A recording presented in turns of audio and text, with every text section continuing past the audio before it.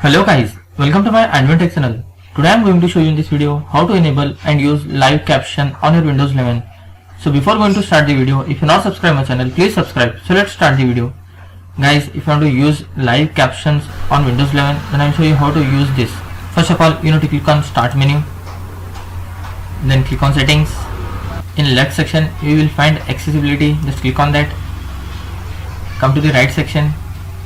Here under Hearings you will find Captions. Just click on Captions. Guys, from here you can enable your captions.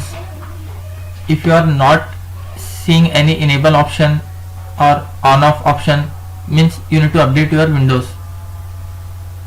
After updating the Windows, you will find the on off option of the captions. After that, you need to download the packages. After downloading the packages, you can use live captions on your Windows 11. That's it guys. Thanks for watching. Hope if you like this video, please like, share and don't forget to subscribe.